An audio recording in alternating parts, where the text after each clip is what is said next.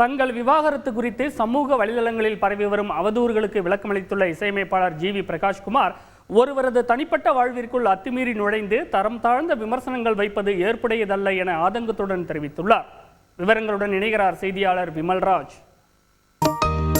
11 ஆண்டுகள் திருமண வாழ்க்கைக்கு பிறகு பிரிந்து வாழ முடிவு செய்துள்ளதாக இசையமைப்பாளர் ஜி வி பிரகாஷ் மற்றும் பாடகி சைந்தவி அறிவித்துள்ளனர். இதனையடுத்து சமூக வலைதளங்களில் ஜி வி பிரகாஷ் சைந்தவி பாடல்களை பகிர்ந்து ரசிகர்கள் தங்கள் ஆதங்கத்தை பதிவு செய்தனர். அதே சமயம் அவர்களது பிரிவு குறித்து யூகங்களின் அடிப்படையிலான கருத்துக்களும் பரவின. நிலையில் சமூக வலைதளங்களில் பரவி வரும் அவதூறுகளுக்கு முற்றுப்புள்ளி வைக்கும் விதமாக இன்று தனது எக்ஸ் வலைதள பக்கத்தில் ஜி வி பிரகாஷ்குமார் பதிவு ஒன்றை வெளியிட்டுள்ளார்.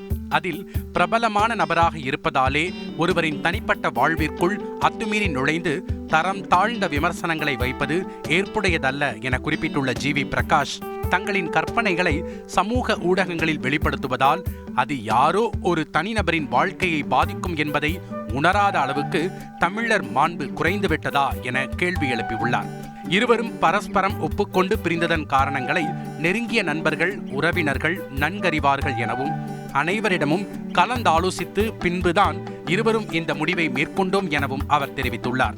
தங்களை பிரபலங்களாக உருவாக்கிய உரிமையிலோ அல்லது தன் தனிப்பட்ட வாழ்க்கை மீது இருந்த பேரன்பின் வெளிப்பாடாகவோ ஆதங்கமான விமர்சனங்களை முன்வைத்திருந்தாலும் சம்பந்தப்பட்டவர்களின் மனதை அது மிகவும் காயப்படுத்துகிறது என்பதை உணர்த்தவே இதை பதிவிடுவதாகவும் ஜி வி பிரகாஷ் விளக்கமளித்துள்ளார்.